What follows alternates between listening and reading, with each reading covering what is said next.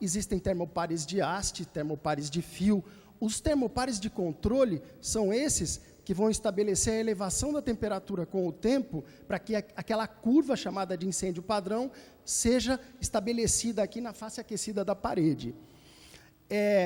Esse termopar, logicamente o termopar de placa, ele é bastante eficiente, muito mais eficiente do que o termopar de haste. As normas internacionais estão caminhando, inclusive a ISO, a nova versão da ISO, ela estabelece que não mais será permitido termopares de haste para termopares de controle, para controle da temperatura no forno. Somente termopares de placa. Talvez a gente tenha que caminhar para executar essas mudanças também aqui na nossa norma nacional. Basicamente aqui uma figura de um forno, uma sugestão de como essas paredes deveriam ser ensaiadas, né? São várias paredes que elas têm que ser executadas praticamente fora do local onde elas serão ensaiadas. Então, na maioria das vezes, a gente tem alguns pórticos de carregamento, alguns pórticos de contenção, as paredes são executadas, elas são trazidas até o forno e ele é tampado. Aqui temos queimadores, termopares de controle, né, que vão controlar a temperatura. Aqui nós temos o Q9, né? Basicamente é aquilo que eu disse, existem divergências entre a norma nacional e as normas internacionais. Basicamente, a gente tem que avaliar a resistência ao fogo dessas paredes, os nossos ensaios. A resistência ao fogo tem 3 palavras importantes aí nessa definição. As funções para a qual foi projetado, incêndio e durante um determinado tempo. Função, no caso de uma parede de alvenaria estrutural, seria basicamente função de resistência, estanqueidade e isolamento. Algumas paredes, elas têm que exercer essas 3 funções: estrutural, estanqueidade e isolamento. Existem ensaios específicos para avaliação de cada uma dessas funções.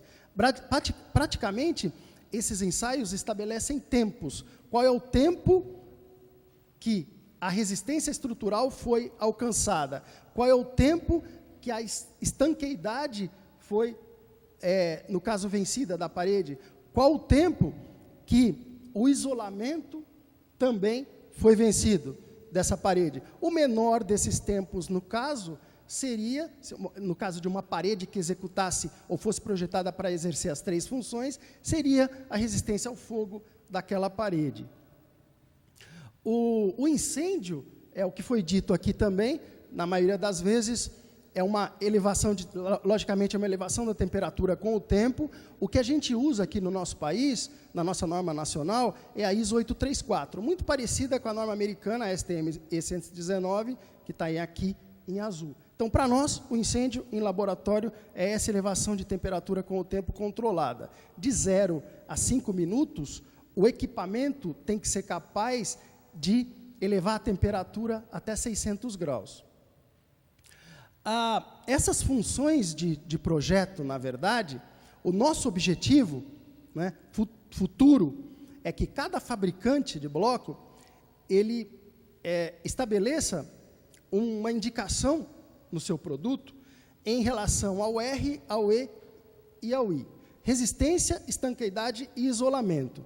Cada fabricante, ao vender o seu produto, ele teria que estabelecer 3 tempos, né?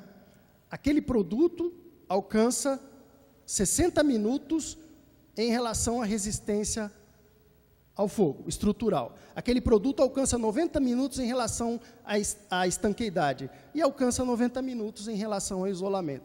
Nosso objetivo é esse, futuro. Por exemplo, a norma australiana, até na próxima apresentação do Alisson e do Guilherme, a gente teria que, futuramente, providenciar aí para que cada fabricante, né, executasse alguns ensaios e que, como resultado desses ensaios, a gente tivesse ábacos desse tipo, ó, tamanho da parede, tipo de bloco, de acordo com o ábaco aqui, ó, uma parede de 6 por 6, a gente teria que executar blocos até 19 centímetros de largura. Como considerações finais, muito trabalho tem que ser feito, né? Parâmetros de dimensionamento, propriedades térmicas e mecânicas dos materiais têm que ser obtidas, não temos ainda, isotermas de blocos e paredes, ensaios de paredes de alvenaria estrutural executadas com vários materiais, equipar os laboratórios nacionais, né, principalmente para avaliação das propriedades mecânicas, térmicas dos materiais, blocos, groutes, sob elevadas temperaturas, né? Equipamentos, grandes fornos verticais, a gente também não tem para avaliar o comportamento de paredes de sobrecarga.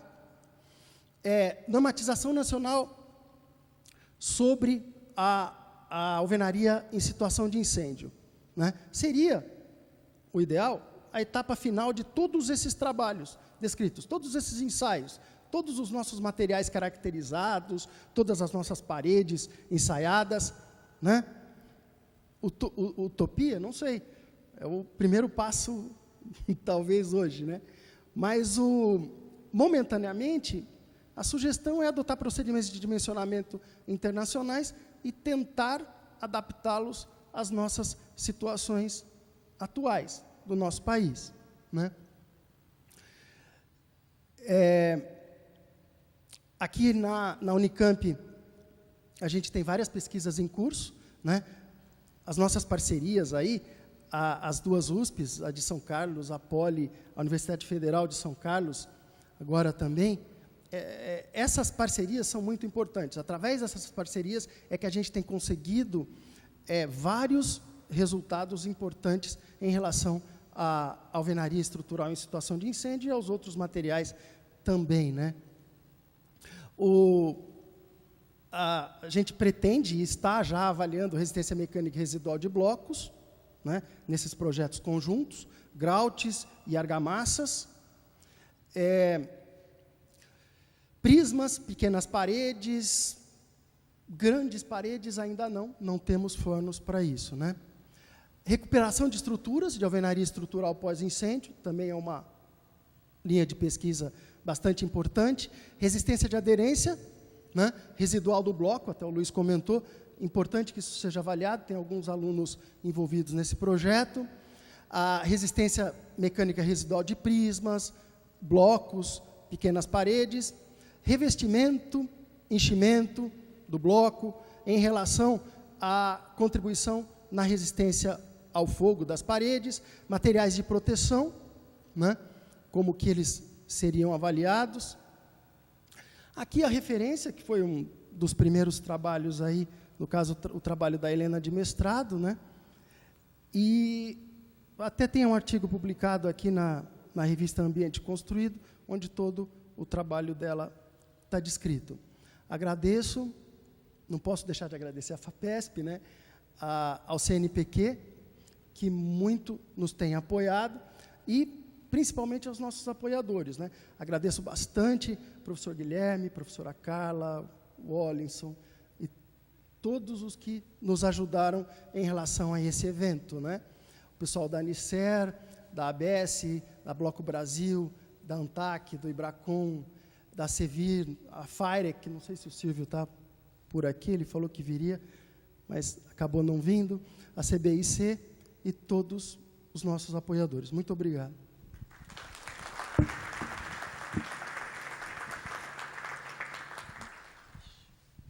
Bom, gostaria de chamar, então, deixa eu ver quem é. É o Berto, né? Quem que é o próximo, Guilherme? Hã? É o Lamberts? Bom, agora eu gostaria de chamar, então, o professor Lamberts, Roberto Lamberts, da Universidade Federal de Santa Catarina, que ele vai falar um pouco aí para a gente sobre... Deu certo? Valores e parâmetros para a determinação da transmitância térmica em alvenaria estrutural. Obrigado. Obrigado, Armando. Obrigado ao Guilherme pelo convite para estar aqui com vocês. Eu queria dizer que quando ele me fez o convite, eu tentei pular fora, porque eu digo fogo não é comigo. Mas, enfim, Espero que eu consiga entretê-los aqui com alguma coisa de comportamento térmico, então, de alvenaria estrutural. Ele pediu para eu falar um pouquinho sobre as normas, né? Vou falar da 15220, texto 2, que é a norma de cálculo de transmitância térmica. Vou falar um pouquinho da questão de componentes equivalentes, como é que a gente resolve a coisa termicamente, e um pouquinho de simulação em situações parecidas com incêndio, talvez. Então, primeiro, como é que funciona a transferência de calor dentro da parede, né? Basicamente, a gente tem as duas faces da parede, e as faces trocam calor com o meio através de convecção, né, o ar direto, e radiação com as outras superfícies que estão no entorno, tanto no entorno externo quanto no entorno interno, né. E depois que a gente entra dentro da parede, a gente vai acabar tendo o processo de condução e, eventualmente, câmaras de ar se estabelecem aí no meio e, dentro da câmara de ar, eu vou ter radiação e convecção, né. Então, esses são os fenômenos básicos que acontecem nesse processo de transferência. Na nossa área, o que a gente geralmente está interessado é em saber qual é o fluxo de calor que passa na parede. Aí, se eu tenho a transmitância térmica, multiplico pela área e pela diferença de temperatura entre os dois lados, eu vou ter o fluxo de calor em watts, né, passando pela parede. No meio externo, a coisa é um pouquinho mais complicada, né? Quando a gente pega trabalhos do exterior, a gente geralmente vai pegar um ΔT que está falando na diferença de temperatura pura e simples, né? Interior-exterior. No nosso caso, a gente tem o Sol, né? E o Sol incide direto na parede. Só que quando a gente faz as nossas contas de transmitância térmica, a gente está considerando a transferência de calor da temperatura externa para a temperatura interna, né? Então, o que a gente acaba fazendo é uma temperatura equivalente, que a gente chama de temperatura sol-ar, aqui fora, que equivale ao processo de transferência de calor do Sol batendo direto na parede e da convecção que se dá aqui. E, eventualmente, eu posso incluir radiação de onda longa ou não. Geralmente, a gente ignora a radiação de onda longa, assumindo que as temperaturas da superfície vão estar muito parecidas umas com as outras, né? O que não é bem verdade, né? Então, até em simulação, a gente tem evoluído um pouquinho nesse sentido, né? As fórmulas básicas para transferência de calor são aquelas de resistências em série ou resistências em paralelo. Então, quando eu tenho resistências em série, como, por exemplo, essas camadas aqui, o tijolo e as outras, a camada de argamassa, o tijolo e a outra camada de argamassa, eu estou somando elas em série, né? E, eventualmente, se eu tiver uma câmara de ar aí no meio, eu vou somar a resistência da câmara de ar. Nunca dividir a espessura pela condutividade do ar, porque isso seria ar parado, e ar parado não existe. Por isso que a gente paga caro por um isolante térmico. O isolante térmico é uma forma de fazer o ar ficar parado, né? Quando eu tenho fluxo em paralelo, que é o que acontece aqui nessa junta, né? Vai ser diferente o fluxo que passa por aqui do fluxo que passa aqui. Eu preciso somar da forma inversa, como vocês estão acostumados a fazer em física básica, né? Eu tenho que determinar as áreas equivalentes das superfícies e vou fazer uma ponderação pela área, né? Nada de estratosférico, qualquer engenheiro resolve esse processo de transferência de calor. Cálculo de transmitância térmica é trivial, né? É coisa de graduação. Só que existe um erro físico quando a gente faz isso aqui. Quando a gente está fazendo ΔT, a gente está pegando temperatura externa e temperatura interna, né? Só que eu falei para vocês que o processo envolvia radiação. Radiação é com as outras superfícies, né? Então, quando eu faço isso aqui, ΔT, e pego as duas temperaturas, eu estou botando uma resistência aqui, que é uma resistência acoplada de radiação e convecção. Não é assim que acontece a transferência de calor. Eu deveria considerar as diferentes superfícies que estão ao meu redor. Por simplificação, se faz assim para conseguir fazer uma conta muito rápida de transferência de calor na parede, né? Então, o que a 15220 faz? Ela basicamente é inspirada numa ISO antiga, que foi atualizada, a 15220 não. Então, é uma pendência que a gente tem agora, é atualizar a 15220 baseado na reformulação da ISO, né? que ela nos dá as resistências superficiais externas e internas. Externas e internas. Vocês veem que a externa é sempre igual, 0,04, que externamente, basicamente, a convecção pelo vento vai ser mais importante. Quando eu pego a resistência superficial interna, vai depender da forma de transferência de calor. Se é vertical, uma parede, 0,13. Se é fluxo ascendente num forro, vai ser 0,10. Se é fluxo descendente no forro, 0,17. Né? Basicamente, pelas questões de convecção, que são muito diferentes nesses 3 casos. Né? Câmaras de ar, como eu falei para vocês, depende um pouquinho da espessura da câmara de ar. Né? Vocês veem que varia um pouquinho. Depende da direção do fluxo de calor, pela mesma razão que eu falei aqui em cima, a convecção vai ser diferente. Né? E depende da emissividade da superfície, porque tem transferência de calor por radiação de onda longa. Né? Então, vocês veem que se eu tenho uma câmara de ar de 1 a 2 centímetros, né, vai ter numa parede 0,14 de resistência térmica. Se eu botar um alumínio em uma das superfícies, né, eu vou ter 0,29, ou seja, o dobro. Então, vale a pena a gente usar materiais de baixa emissividade para reduzir o fluxo de calor por radiação dentro de câmaras de ar. Depois aqui eu tenho, também na 15220, tabelas de referência de condutividade térmica dos materiais de construção. E se vocês pegarem concreto lá, vocês vão achar o concreto normal, com densidade de 2.200 a 2.400, com 1,75 watts por metro grau Kelvin, e a sua respectiva capacidade térmica. E vocês vão pegar o concreto cavernoso. Aí vocês vão perguntar por que cavernoso? Porque, basicamente, a tabela foi copiada de Portugal. Né? E é basicamente um concreto mais cheio de vazios, com 1.700 a 2.100 quilos por metro cúbico. Ele já vai baixar para 1,4. Então, basicamente, a condutividade dos materiais depende muito da densidade do material. Quanto mais denso, menos ar ele tem, e mais ele vai conduzir. Quando eu começo a incorporar ar nele, eu reduzo a condutividade térmica do material. Então, essa norma serve para calcular transmitância térmica, resistência térmica, capacidade, atraso, fator de calor solar de paredes. Ela fornece, então, essas referências aqui. Né? E, como eu falei, é uma norma extremamente simples de fazer as contas. As contas básicas são sempre essas de a transmitância é igual ao somatório das resistências, né, do inverso, é igual ao inverso do somatório das resistências. Né? Então, transmitância eu não posso somar, eu posso somar resistências e depois eu pego a transmitância, que é o inverso disso aí. Né? Sempre não esquecendo a resistência superficial interna e superficial externa. Né? Quando eu tenho fluxo de calor através de um bloco como esse, o ar apresenta uma certa resistência térmica maior que os materiais sólidos, como o concreto. Né? Então, vai tender a haver uma concentração de fluxo de calor pelas pontes térmicas formadas pelo concreto. Né? Como é que a norma resolve isso? Daquela forma simplificada que eu falei para vocês, né? Que é essa aqui.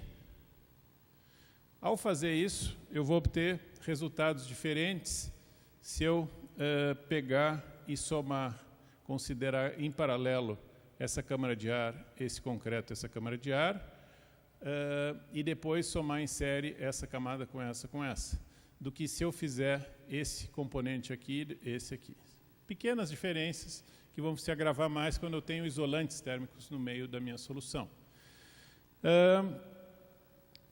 O que acontece? Eu deveria, se eu quiser resolver isso aqui direitinho, ir para diferenças finitas de 2 dimensões. Né? Seria a melhor forma de eu fazer isso. E aí, eu pego o trabalho de conclusão de curso desse aluno meu, que defendeu ano passado, porque a gente tem esse problema na hora de fazer simulação térmica de edifícios. A gente usa muito a simulação de desempenho térmico de edifícios, simulação de consumo de energia de edifícios. Né? Essa é mais a minha praia. Né? Então, esse trabalho aqui é o desenvolvimento de um modelo equivalente de avaliação de propriedades térmicas para a elaboração de uma biblioteca de componentes construtivos brasileira para usar em simulação através do Energy Plus, que é o que a gente faz. Né? Software americano para simular desempenho térmico e energético de edifícios, gratuito. Né? Basicamente, o que ele fez foi descobrir um programa de simulação transiente, o QuickField, que é pago, mas existe uma versão estudantil que ele conseguiu usar lá pelo período que ele estava fazendo. Número de nós e tudo mais dá para usar, os alunos são bastante criativos na hora de achar isso aí. E tem resultados bastante interessantes. Se vocês quiserem ler o TCC dele, depois eu deixo a referência aqui para vocês. Mas ele analisa muito bem a questão das pontes térmicas dentro dos elementos construtivos, né? Eu imagino que as apresentações depois ficam para eles aí, né, de referência, então vocês podem ter acesso a isso aí, mas basicamente é no site do laboratório onde a gente põe todas as dissertações e teses. Ele fez 34 paredes, 3 pisos e 21 coberturas, né? Basicamente são todos os elementos construtivos que a gente colocou no anexo do regulamento de avaliação da conformidade da etiquetagem de eficiência energética de edifícios, né? A gente fez um catálogo, inclusive um catálogo que é bastante usado pelo pessoal que analisa desempenho térmico, né? E eu acho útil a gente ter esse tipo de coisa padronizado para evitar que cada um queira calcular a mesma coisa, né? E o que a gente sente, infelizmente, com a norma de desempenho, que o Luiz Carlos estava relatando, é que ninguém sabe o que fazer ali, e aí tem gente pedindo para eu calcular o mesmo bloco uma vez, depois da outra, depois da outra, depois da outra, né? Então, a gente precisa racionalizar um pouquinho melhor a aplicação da norma de desempenho. Então, ele pegou paredes como essa aí e, basicamente, ele divide ela na parte em elementos homogêneos, né? E depois somos os homogêneos em paralelo e consegue transformar o elemento heterogêneo em um elemento homogêneo de várias camadas. Isso para todos os tipos de componentes que a gente tem aqui. Então, basicamente, o que significa isso? O meu modelo de referência é esse aqui. Eu tenho um bloco de concreto, eu tenho a argamassa dos dois lados dele, eu tenho a argamassa adjunta aqui, e eu vou transformar esse aqui num modelo equivalente que é constituído de camadas em série, né? Com isso, eu vou poder fazer simulação, porque quando a gente faz simulação nos nossos modelos, tipo Energy Plus, ele só aceita isso, ele não aceita em paralelo. Paralelo eu teria que usar diferenças finitas, né? E basicamente o que a gente tem? Esse elemento aqui foi transformado em uma camada de argamassa, concreto, câmara de ar, concreto, argamassa. Vocês vão ver que, no fundo, o truque que a gente está usando aqui é botar uma certa espessura numa certa condutividade equivalente, que vai acabar dando a mesma transmitância térmica que o fluxo de calor por esse elemento heterogêneo vai ter, né? Então, isso foi feito para todos aqueles componentes que eu falei para vocês, e a gente disponibiliza uma biblioteca que as pessoas podem usar para fazer simulação no Energy Plus, né? Mas vocês não têm interesse no Energy Plus porque são temperaturas mais amenas que a gente está acostumado a simular, né? Talvez o QuickField interesse mais para vocês. Então, aqui um pouquinho da validação que ele fez, né? Ele foi para o QuickField, ele fez, então, no QuickField dá para modelar o elemento heterogêneo, né? Então, ele modelou o componente heterogêneo, modelou o componente equivalente que ele gerou e viu, basicamente, as condições de fluxo de calor. Isso aqui é o fluxo na superfície externa, isso aqui é o fluxo na superfície interna, dos dois componentes, né? Esse aqui heterogêneo e esse aqui homogêneo. Então, o que a gente tem? Temperatura interna 21 graus constante, né? Então, desse lado aqui eu botei 21. A externa varia de 12 a 30 e vai variando, né, como a gente tem normalmente no exterior. O intervalo de simulação foi 3 dias, porque qualquer fenômeno dinâmico eu preciso simular vários dias para depois pegar o último dia, onde ele já começou a entrar em regime, né? E os dados de saída são a cada 15 minutos, né? O fluxo de calor também. O modelo de referência acabou resultando, então, num fluxo de calor de 25,5 às 12h15, o modelo equivalente 24,7 às 12, ou seja, uma diferença desprezível, 3% é praticamente nada aqui. Na superfície interna também é 0,04 watts, ou seja, nada, né? Variação absoluta em termos de watts por metro quadrado, também desprezível. O que vocês observam no processo de transferência de calor? Por ser um elemento que tem capacidade térmica, né, o pico de calor na superfície externa aparece defasado na superfície interna e aparece amortecido também, né? Esse é o que a gente esperaria normalmente. E a temperatura interna do nosso componente, do ambiente, foi mantida a 21. Né? Então, isso aqui mostra que o processo de fazer a coisa está validado, né? Notando que esse software QuickField vai resolver a câmara de ar com bastante detalhe, né? Vocês vão ver que os fluxos de calor são diferentes dentro da câmara de ar, porque ele modela ela de uma forma já mais sofisticada do que a gente faz com a 15220. Né? Aqui agora a análise das temperaturas, basicamente, né, o mesmo comportamento. A temperatura superficial externa chegou a 28, a da parede interna chegou a 23, uma defasagem de tempo, né? A mesma acontece no elemento homogêneo que foi gerado, né? As variações em termos de temperatura são zero, né? Em termos da variação média absoluta, dá centésimos de grau, porque em fluxo a gente observa a diferença, mas em temperatura a gente não vai observar nenhuma diferença, né?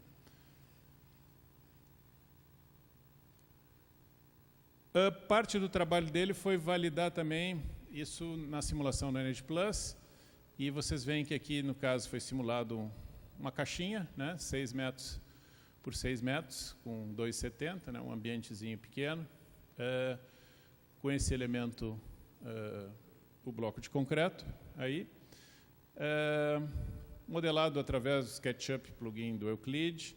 O set point de condicionamento do ar foi 18 para aquecimento e resfriamento foi 24, né, ele pegou climas quentes e climas frios, né. A orientação da parede no verão, se pegou uma parede leste em São João do Piauí, vamos escolher uma cidade bastante quente, e no inverno, Urubici, também uma cidade bastante fria, e no anual a gente pegou uma parede norte em São Paulo, né. Os parâmetros de avaliação, então, foi a troca de calor por condução superficial interna e a carga de aquecimento e de resfriamento.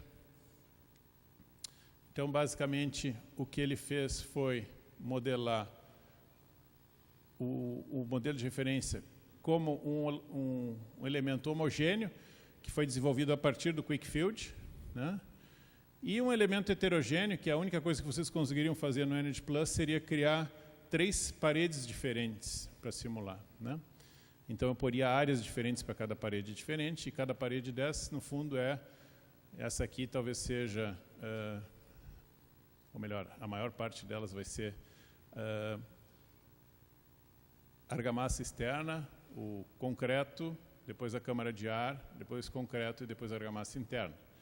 Aqui seria passando pela ponte térmica, aqui seria passando pela ponte térmica, talvez com o elemento de assentamento, né? A argamassa de assentamento. E vocês vão ver que, no fundo, mais um detalhezinho, né? A parede homogênea aqui, e aqui as 3 paredes homogêneas, né? Dividir o bloco em 3 situações diferentes, né? E o que se consegue, no fundo, são fluxos de calor bastante parecidos, né? Aqui com a homogênea, aqui com a heterogênea, né? Que para o grau de precisão de simulação que a gente está falando, isso aqui é Piauí, que seria o extremo de calor no Brasil, né? Nós estamos falando em superfície homogênea, máximo 47, mínimo 6, né? A heterogênea 49, enfim, diferenças absolutas bastante pequenas e com alta radiação solar incidente sobre a superfície analisada, o que nos dá uma boa segurança da precisão do método que a gente está usando. Aqui agora para um clima de inverno, né? Vocês veem que os fluxos aqui são negativos, eu estou perdendo calor pela parede, e vocês veem uma reprodução bastante boa da curva, né? Aqui no clima de São Paulo, né, o que a gente está analisando agora são as cargas de resfriamento e aquecimento, né? E a gente vê que, em termos de carga de aquecimento, eu consigo reproduzir bastante bem o pico de carga, assim como a carga de resfriamento também. A curva acompanha muito bem as duas formas de modelar. Então, considerado validado, né? Aí, com essa empreitada que o Guilherme me deu, eu tive que estudar alguma coisa de fogo, né? Aí eu fui olhar lá como é que o concreto se comporta na situação de incêndio. Achei esse artigo aí que dá algumas curvas de variação da condutividade em função da temperatura. E isso aqui pode ser colocado no Quick Field, que foi o que a gente fez, né? Botamos a variação da condutividade com a variação da temperatura.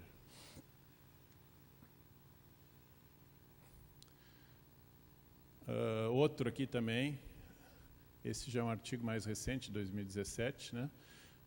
Também curvas muito parecidas aí, da variação da condutividade com a temperatura.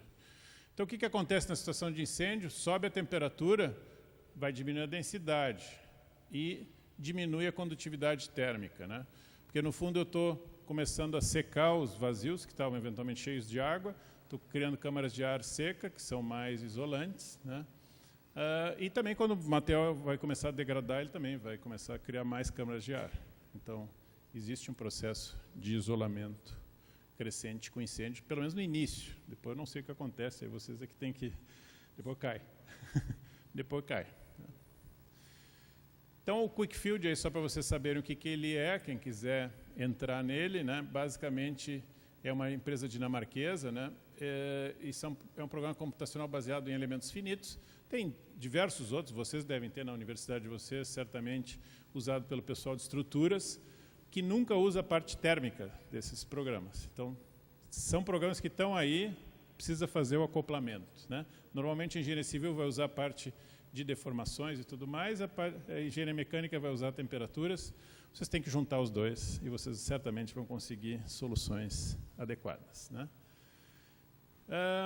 Aí eu fiz essa simulaçãozinha aqui da situação de incêndio. A gente simulou 6 horas. A gente começou com uma temperatura fixa em 25 graus e botamos 500 graus de um lado, só para ver o que acontecia, né? Então, com o tempo, ele vai levando até os 500 graus. O que acontece com a resistência térmica ela vai reduzindo com o tempo, né? Como a gente já discutiu anteriormente. A resistência da câmara de ar é determinada através do cálculo interativo do programa Quick Field, né? Então, ele está vendo as temperaturas ao redor da câmara de ar e está modificando convecção, está modificando radiação. Então, é perto da realidade do que acontece ali. E aqui a gente tem o que aconteceria. Isso é uma pequena simulaçãozinha que vai mostrar os resultados dessa transferência de calor aí. Eu não sei se a gente tem que... Então, vocês veem que existe, né, uma concentração de fluxo nas pontes térmicas, né? Mas o efeito, e existe certamente o efeito da resistência térmica dos vazios aqui. Mas como a diferença de temperatura é muito grande, que a gente colocou, vai começar a haver uma homogeneização na superfície, até pela condutividade do concreto, que é muito alta. Então, existe concentração de fluxo aqui e aqui, mas depois ela se distribui na superfície, né? Depois, isso aqui Espera aí. Essa aqui era temperatura e fluxo de calor, né? Esse aqui vai ser o fluxo de calor, a mesma coisa. E vocês vão ter a animaçãozinha. Vem que ele passa bem mais rápido nas pontes e depois ele vai começando a homogeneizar, né? Mas claro que existem concentrações de fluxo violentas aqui, principalmente nesse aqui que é mais fininho, né? Porque ele está circundado por ar. Então, ele é uma ponte térmica bem... Só para botar de novo aqui.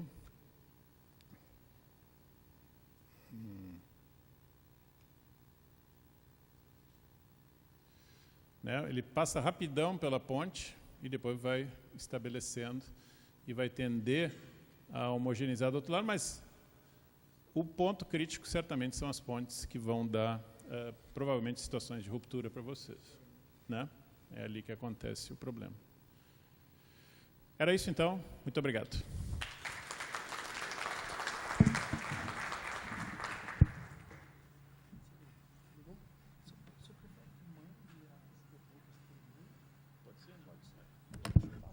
Bom, deixa eu me desculpar, eu vou precisar sair correndo, porque o meu voo de volta é na sequência. Não hesite em me mandar perguntas por e-mail, que eu respondo elas. Depois, eu acho que o Armando passa para vocês o meu e-mail, ou gerencia a troca aí.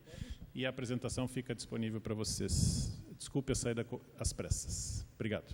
Nós que agradecemos. Né? Bom, a gente que agradece, professor Lambert. Agora, então, nós teremos uma palestra... Vamos cancelar o café ou não? Não. Quanto tempo aí? Uns 15 minutos, tá bom? Agora, que horas são? 15h35. Então, 15h35, uns 15 minutos a gente volta? Obrigado.